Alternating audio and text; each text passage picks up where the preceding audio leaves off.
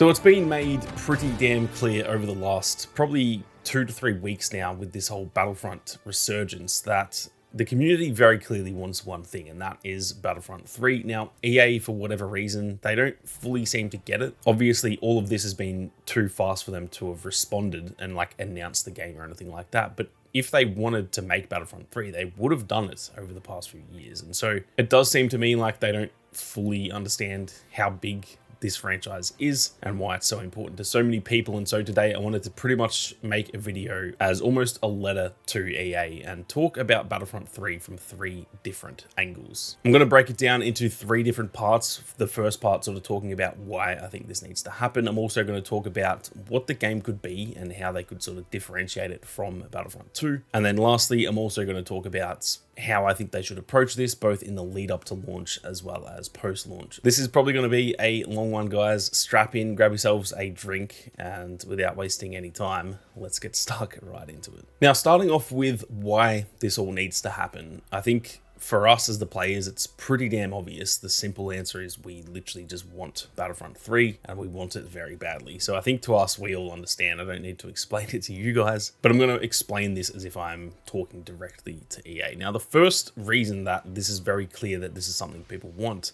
we have just broken over the last few days the all-time concurrent player count on Steam, and the game apparently has hit close to 200,000 concurrent players across all platforms, which for a game that is 8 years old is essentially unheard of. I don't think I've really ever seen that many games do that, especially without any updates or anything like that. So obviously that is a clear indication we want Battlefront 3, but the thing from EA's perspective that I don't think we're all thinking about is that there are a lot of people playing this game right now. 200,000 concurrent players is actually a pretty decent amount when you compare it to a lot of other games out there, and yet they are barely earning anything from this because the monetization in the game is essentially non-existent. The only way they can really make any money is making sales, and 90% of the people who are playing right now probably already own the game, and even those who did just recently buy it, it was on sale on May the 4th, for example, so they probably got it very, very cheap. And so realistically, EA right now has got a huge player base on one of their beloved franchises that they actually cannot monetize. And to me, if I was working at EA and I was one of those people in charge, I would be looking at that and going, hang on, we've got all these players here, but we cannot actually monetize that. How do we go about trying to monetize that? And the obvious answer is either A, bring back support for Battlefront 2, which is just not going to happen, or B, make Battlefront 3. The other thing to think about too is that if they make Battlefront 3, not only will they then be monetizing the game again, but they'll also resell the game, and we know how many copies these games have sold. I believe between both Battlefront and Battlefront 2, in terms of the EA ones, they sold roughly 35 million copies, which is just absolutely insane. And in terms of player counts, it was a lot higher than that because the game was free on Epic Games, for example. It got 19 million players in 1 week. So it only sold 35 million copies. It probably, between both games, probably had well over 60 million players play both of those games, potentially even higher. And that is a pretty crazy number that obviously if they were to make a third one, they're going to sell probably minimum 15 million copies once again. Now, the other thing is too that this isn't just coming from fans. We've seen over the last few days, and if you guys haven't watched my previous video, go and check that out because I explained it there. But Mats Helge, who is a former developer on the game, he was on Reddit the other day and literally said he would happily come back to DICE and work on Battlefront 3, and he even said he has spoken to his ex-colleagues. Now, how many that is, I'm not too sure, but he said a group of his ex-colleagues, and he said that they want to get the gang back together. So the fact that it is not only the players that want this, but it is very clearly some of the former developers and stuff that are saying damn, we would love to get back and make another one. When you've got players and developers wanting a game, it's absurd to me that that isn't happening. If the developers want it, and the players want it, why are we not doing this? So those right there are some of the more obvious reasons as to why I really think this game does need to happen. Obviously for us as the players, like I said, it's as simple as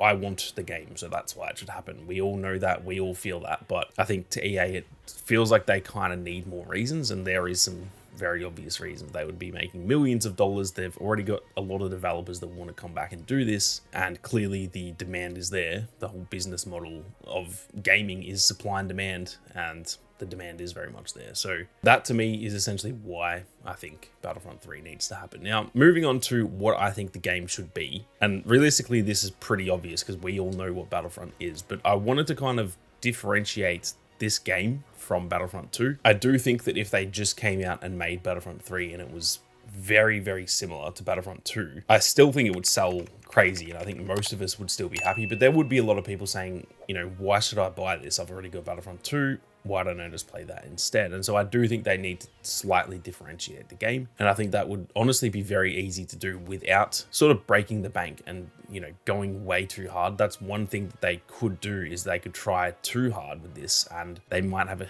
heap of content, but the game itself lacks, if that makes sense. And I don't want that. I think they should go a little bit more simple with it. So I don't think this would need to be some grand improvement on Battlefront 2. I don't think it needs to be like twice as good. I genuinely think if this game was 10% better than Battlefront 2, but it was just new and it had live service again, I personally think that would be more than enough. And obviously from there you can build on that, you can improve over time. And I don't think that they need to come out and it has like 128 player lobbies and the most insane graphics that have ever been seen and stuff like that. I don't think it needs to be that, because I do think if they bit off more than they could chew, it would actually hurt the game in the long run. Realistically, I think they could just take what Battlefront 2 was and essentially recreate that in the newest version of Frostbite. Obviously, since Battlefront 2 has come out, there is a new version of Frostbite. I think it's Frostbite 4, or it might be Frostbite 5. I can't remember. I think it actually might just be called Frostbite now, but it is like the 5th iteration. But regardless, there is a new engine now. So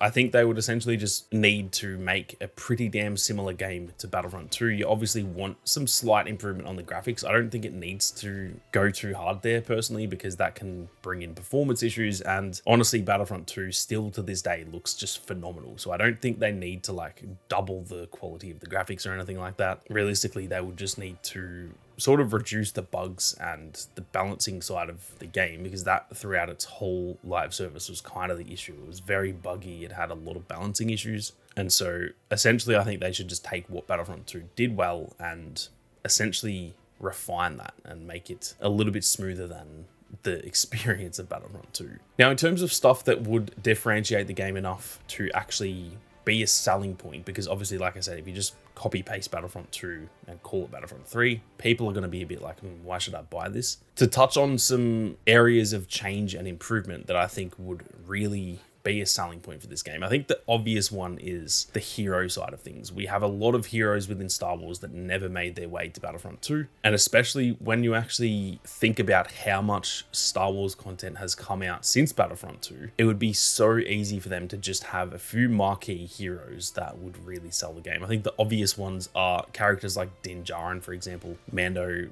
has been a huge success. Season 3 was obviously a bit iffy, but we're now getting the movie next year and stuff, and Mando is obviously like a bit of a fan favorite at this point. So having him on the cover, for example, or just as a big marquee type of hero, that is an instant win. I think there's also the obvious choice of Ahsoka. We all desperately wanted Ahsoka in Battlefront 2, and that was before she has since made her live action appearance. So she was already a fan favorite character from the Clone Wars, and now she's made appearances in Mando and in Book of Boba Fett, as well as getting her whole own show. And so those sort of characters like Din and like Ahsoka, having them on the cover, for example, I think that instantly is just such a huge selling point for this game. There's even some of the more like niche, not main characters, or I guess who I'm about to say is a main character now, but a character like Cassian, for example. We all love Andor, and when it was just Rogue One, I think if you added Cassian, it would have been a bit like the additions of BB-8, where it was like, okay,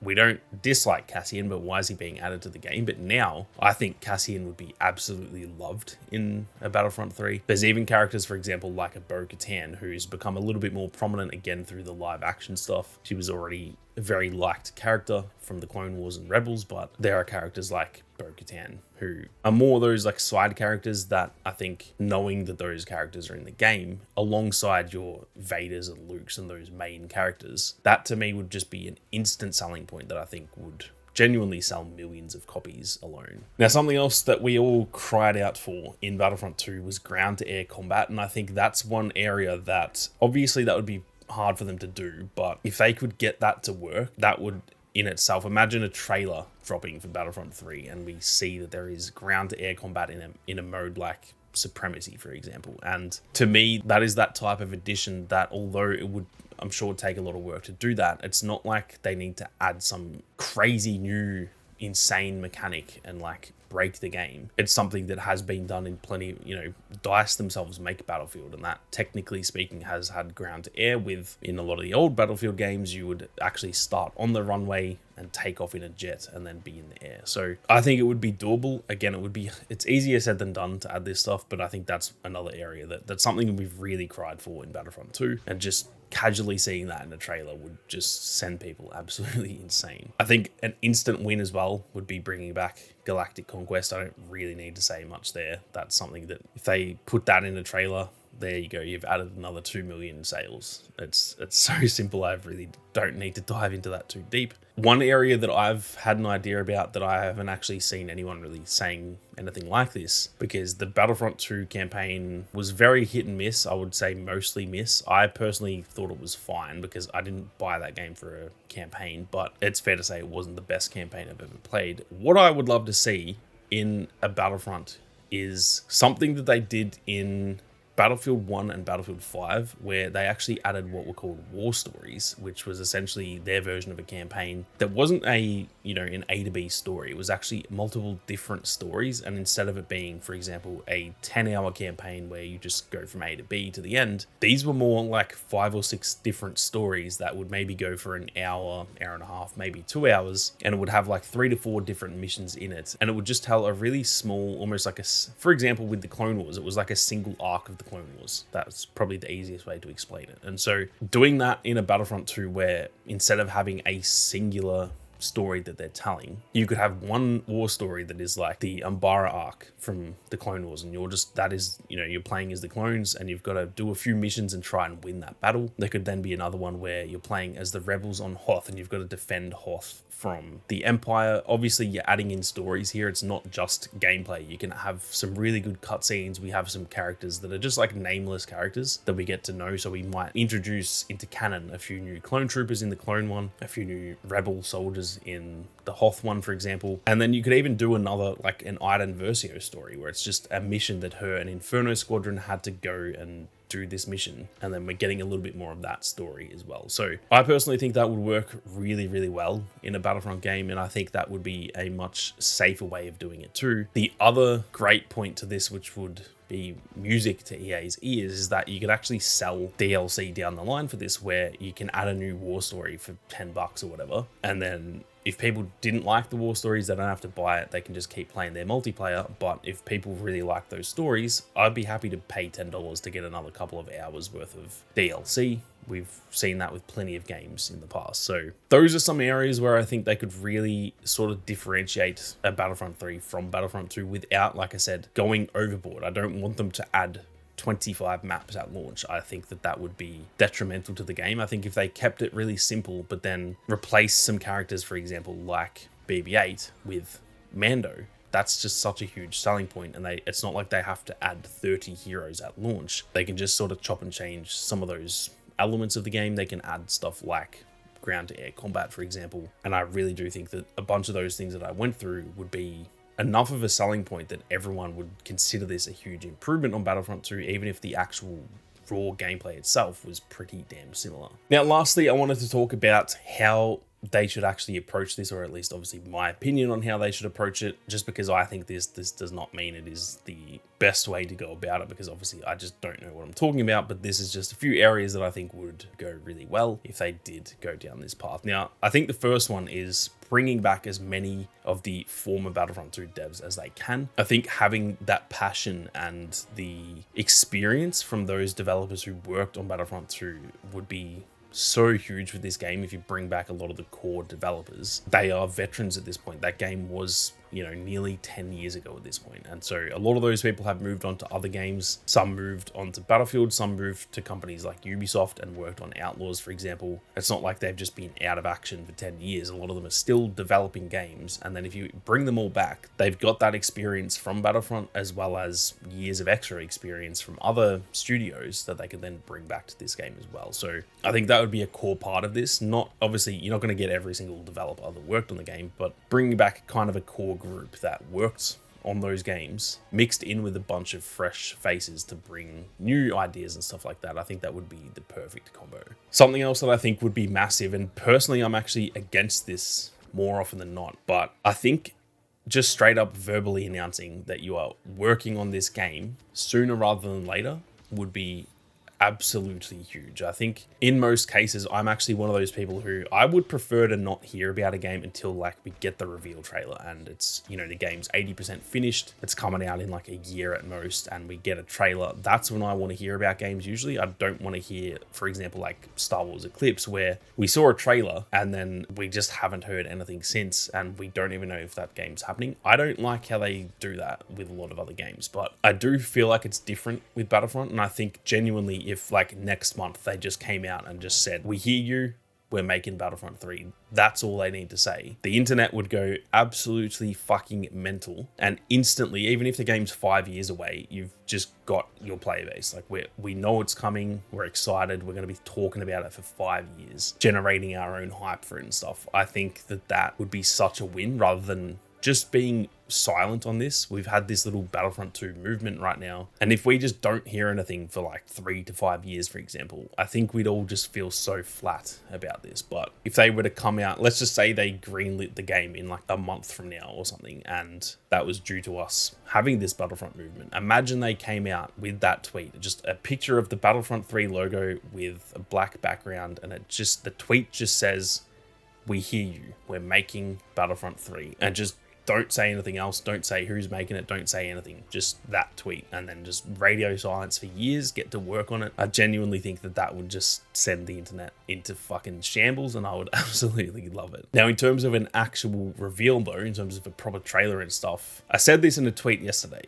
Star Wars Celebration LA is in 2027, right? Now, LA is obviously a huge location for that. It is also the 50th anniversary of Star Wars. Like 1977, when A New Hope came out, that is 50 years ago at the next Star Wars Celebration. So that event is obviously going to be massive. And imagine a Battlefront 3 reveal trailer at Star Wars Celebration. That would absolutely break the internet. That is the perfect place. If they were to greenlight this game and ever make it, it's the perfect place to show it off or even just reveal it. So that still gives them essentially 2 years from now to actually, even if they were still in very, very early development, like let's just say the game doesn't come out till 2031, right? 6 years away. That still gives them 2 years to even just get the core team working on the game and just get into the early production and still get a trailer out, even if, like I said, it's at that point 4 years away. I don't think anyone would care. I think that would just blow the internet up, and personally that just seems like the perfect place to announce it. Now, in terms of the lead up to launch, something that I love with what they're doing with Battlefield is that they've got the Battlefield Labs sort of playtesting going on at the moment. It's essentially a CTE or community test environment where the game is actually accessible to some regions and a very small portion of those regions. It is like invite only, but at the moment people are able to play. Probably every couple of weeks they do these play tests for Battlefield, and people are able to play and actually give feedback on the game, try and find bugs and stuff like that. And in the past that has worked really well, where it actually gets the game in a much better place by launch, because you've got people playing it and essentially doing QA testing as well as giving feedback, and realistically it can only lead to a better launch. So I think doing that with a Battlefront would be absolutely perfect. It seems like it is definitely working with Battlefield, so I see no reason why it wouldn't work with the Battlefront as well. In terms of the post-launch side of things too though, there is some big changes I would like to see compared to Battlefront 2. That is probably the area that for me this game did fall very flat, even though the content and stuff that we got was good, but the launch of that game was so bad and it had such a bad monetization system that is essentially why the game died in the end. So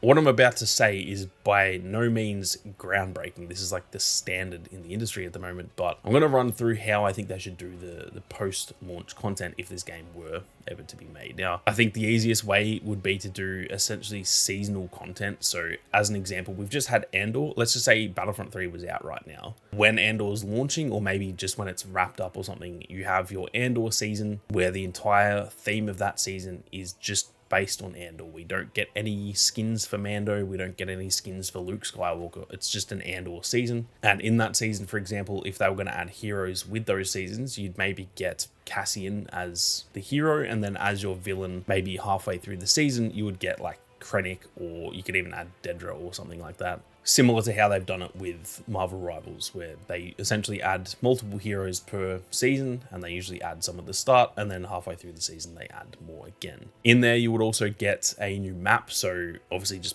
pick and choose from Andor which map they would want to add that in there. You can add maybe 1 to 2 different blasters for the infantry classes and stuff like that. And then occasionally, not like every single season, but just as some extra content if they feel they can add more. Stuff like a new vehicle here and there, or like a new game mode every couple of seasons or whatever. Like there's just more random stuff that is not a guarantee every season, but it's just the occasional, almost like have a rotation each season where every third season we might get a new vehicle, every third season we might get a new game mode, something like that, just to add a little bit more content as well. Obviously, there'd be the seasons where, like I just said, you'd have an Andor season. There could also just be seasons where, like, if there isn't a show out at the moment or no movie on the way or whatever, just do like, I don't know, an original trilogy season where it's just celebrating the original trilogy and you get some cool skins for Luke and Leia and Vader and stuff like that. There is essentially unlimited stuff that they could do in terms of seasons, and they could even eventually rotate back through them. So you could have your Clone Wars season, for example, but like you could honestly do 10 Clone Wars seasons. You could just do every 6 months we get like Clone Wars season 2,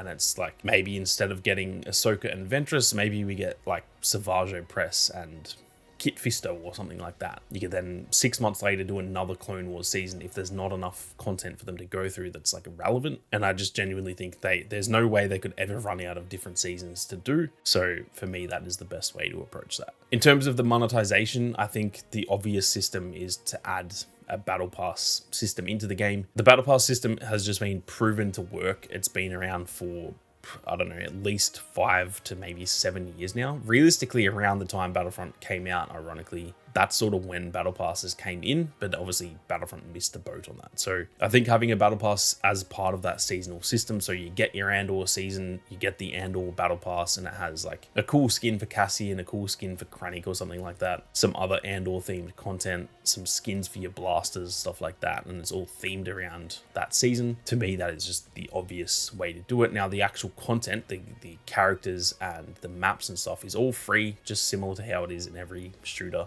that has a battle pass system. So all of the playable content is free. It's just the cosmetics that come along with that you pay, say, $15 per season or whatever, and that essentially gets you some extra cosmetics. Now, on top of that too, you'd obviously have a store where, you know, maybe you've got an Ahsoka season, and in that season you get Ahsoka and you get Baylan, for example. You would get in the battle pass maybe 1 or 2 skins for Ahsoka, 1 or 2 skins for Baylan, but then in the store as well, maybe you go back to like some Clone Wars skins for Ahsoka. So the actual battle pass itself is all themed around the live action Ahsoka, but in the store, for extra money, you can sell, you know, Clone Wars versions of Ahsoka as well. So I think personally that is the best way to do it. I don't see any possible way that fails. Now, if you guys disagree, let me know in the comments. I do want this to be a discussion. I want to hear your thoughts on it. So if you think this wouldn't work for whatever reason, let me know, and obviously let me know why you think it wouldn't work. But for me, I just don't see how that would not work. It's been proven to work across every other game. Look at games like Fortnite. It just generates